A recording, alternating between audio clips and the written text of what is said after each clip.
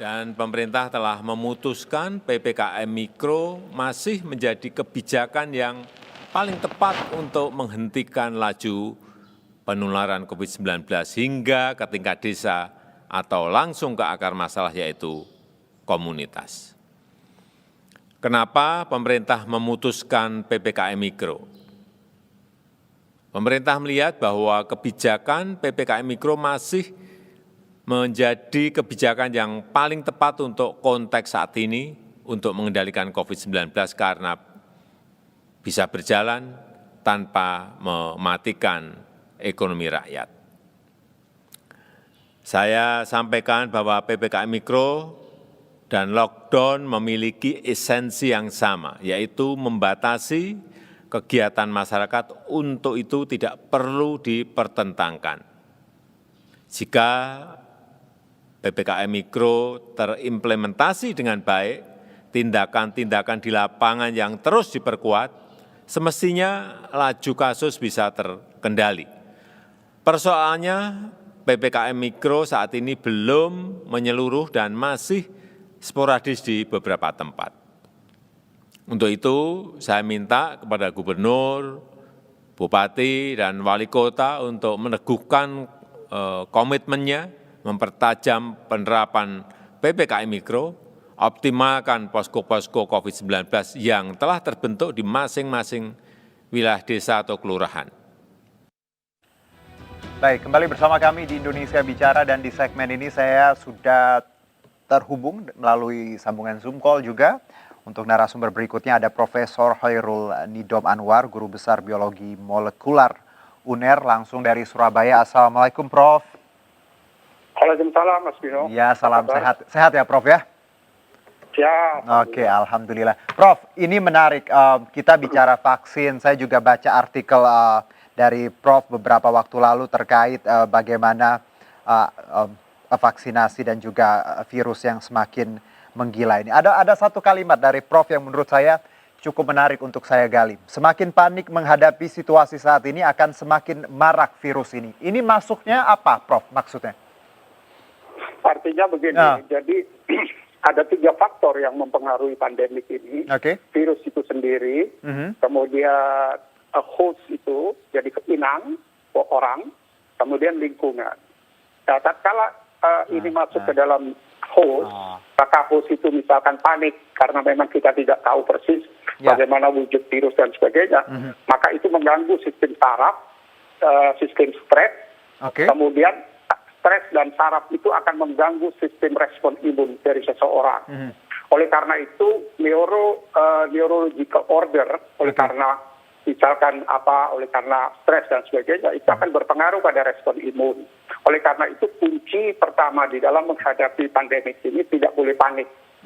Kita tahu bahwa pandemik ini yang hampir 2 tahun ini kan telah menimbulkan rasa takut pada semua sektor. Takut karena sakit, takut karena meninggal, karena takut karena melarat, kan gitu.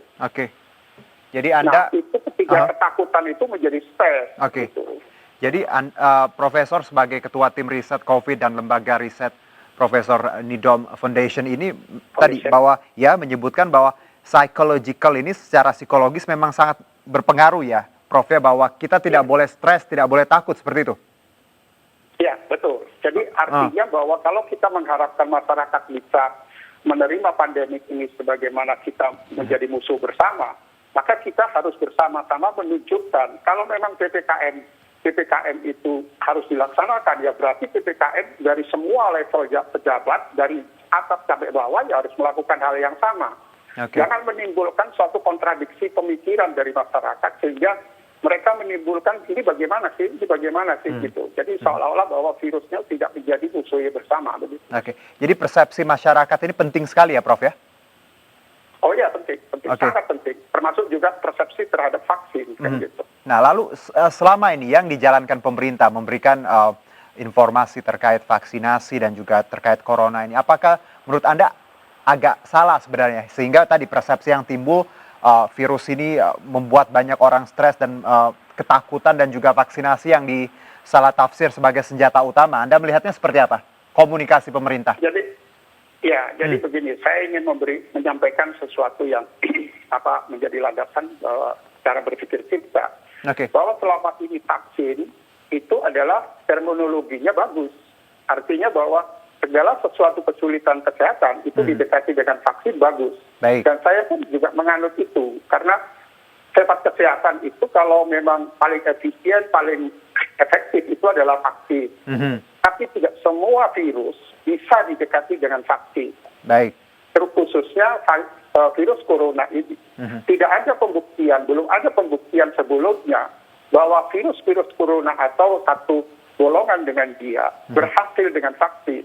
Contohnya apa? SARS, MERS, kemudian Ebola, HIV, demam berdarah. Itu tidak bisa didekati dengan vaksin.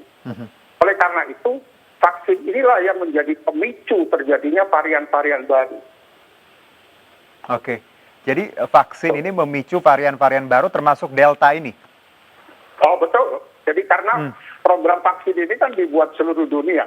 Tidak pernah ada sejarah bahwa pandemi bisa diselesaikan dengan vaksin.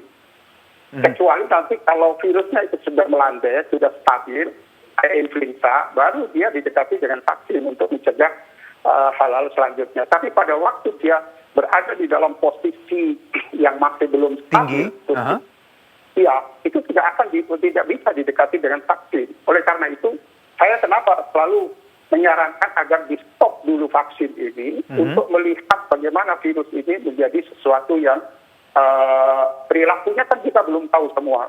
Jadi kita hitungkanlah 2-3 minggu atau 1 bulan, kemudian kita lihat perilaku dari virus ini. Kalau usulan tadi bahwa vaksin ini sementara kita postpone dulu atau kita tunda terlebih dahulu untuk melihat perilaku corona itu sendiri, termasuk varian Delta yang disebut 2 kali lebih menular. Lalu apa yang bisa kita lakukan, Prof? Bukannya ketika vaksinasi di stop, kemungkinan atau masyarakat yang rentan juga makin besar? Pertanyaan saya, sebelum vaksinasi ini dilaksanakan sekitar Januari 2020 sampai sekarang, apa yang kita lakukan di masyarakat adalah dengan prokes kan? Dengan melibatkan rempah-rempah dan sebagainya. Jadi selama mulai Maret sampai Desember, saat diumumkan oleh Presiden awal dari virus corona di Indonesia, sampai Desember sebelum adanya vaksinasi, kita tidak memakai vaksinasi. Kita juga tidak ada problem, hanya di situ perlu diperbaiki kan gitu. Perlu diperbaiki komunikasi kepada masyarakat agar masyarakat disiplin. Karena prinsipnya virus ini sebetulnya kita cegah saja tidak masuk ke dalam tubuh kita, yaitu melalui masker. Jadi kalau sekarang ada 5 protokol kesehatan itu ada 5M, saya selalu mencoba melesetkan 5M ini menjadi masker, dan terakhir empon-empon. Empon-empon ya, Prof ya? Ya. Empon-empon menarik bahwa sempat di awal pandemi rempah-rempah sempat banyak laris seperti itu karena empon-empon menjadi salah satu andalan untuk meningkatkan imunitas. Di dalam flu burung dulu, Mas. Gitu. Jadi Karena, saya berani menyampaikan flu burung dulu saya teliti di situ. Saya setuju, Prof, bahwa selain tadi terkait vaksinasi, prokes memang masker nomor 1 ya, jaga jarak segala macam, dan juga meningkatkan imun dengan makanan dan minuman dan vitamin yang bergizi tentunya bisa menjadi tameng kita untuk terhindar dari corona. Tapi Prof, ketika bicara vaksinasi, tujuan pemerintah kan memang tadi Prof berkali-kali disebutkan untuk herd immunity atau kekebalan masif seperti itu. Itu kenapa dikejar vaksin untuk sekarang, digenjot tiap hari harus sekian persen yang divaksin. Anda melihat bahwa itu kan langkahnya, tapi kenapa Anda punya pandangan berbeda bahwa untuk sementara vaksinasi sebenarnya tidak berguna, Anda melihatnya? Ya, jadi dasar pemikirannya itu sudah nggak kena. Jadi bahwa virus ini akan sulit dihadapi dengan imunitas. Sehingga gini, saya memberikan salah satu gambaran, jangan dilakukan bahwa virus ini masuk ke dalam tubuh, kemudian di dalam tubuh dicekam dengan antibodi. Dia akan melakukan perlawanan. dengan membuat mutasi-mutasi. Lebih baik kita pakai masker, kita tutup semua kemungkinan virus itu masuk, sehingga dia mati di udara. Itu. Persoalannya cuma di situ, jadi landasan berpikirnya sudah tidak pas dengan saya. Jadi landasan berpikirnya tadi bahwa semakin virus ini dilawan, dia akan bermutasi seperti itu dengan vaksin dan antibodi tadi. Betul. Sekarang sudah meloncat ke anak-anak. Saya miris banget ini ke anak-anak ini. Itu terus terang akibat vaksinasi karena dia menggunakan vaksin itu sehingga yang analisis saya di lab saya itu varian delta itu ada varian delta 2A dan varian delta B. Itu di Indonesia sudah. Cuma mungkin di luar negeri menggunakan istilah delta plus. Kalau boleh itu tahu, silakan Prof. Silakan tadi lanjutkan. Jadi kalau yang 2B itu saya dianalisis itu ada dilesi hilangnya asam amino di beberapa tempat di spike. Itu yang tidak ada di India. Nah, ini saya khawatir bahwa virus ini menjadi lebih cepat karena dia prosesnya prematur, jadi tidak masak, tidak dewasa virusnya. Sehingga misalkan begini, maksud saya dewasa itu di dalam tubuh seseorang biasanya inkubasi itu kan 10 sampai 14 hari. Nah, itu baru dia meloncat ke host yang lain, ke inang yang lain. Tapi ini dalam waktu 5 hari itu sudah bisa meloncat. Yang saya khawatir ke anak-anak ini gitu. Kalau boleh tahu Prof sendiri sudah vaksin atau belum, Prof? Belum. Tidak mau atau memang punya pandangan pribadi atau seperti apa, Prof? Menolak seperti itu? Saya belum menemukan landasan yang sesuai dengan pemikiran saya. Baik.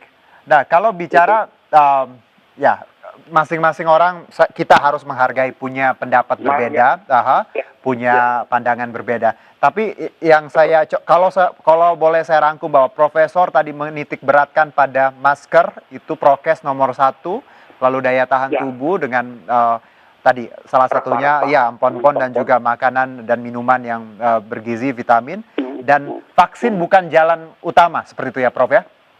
Betul. Kalau sekarang banyak masyarakat yang skeptis, Prof, dengan vaksin karena banyak yang merasa sudah vaksin tapi tertular, lalu juga banyak yang khawatir dengan efek samping, beberapa yang memang demam, lalu ada yang kehilangan nyawanya. Salah tidak dengan persepsi ini, Prof?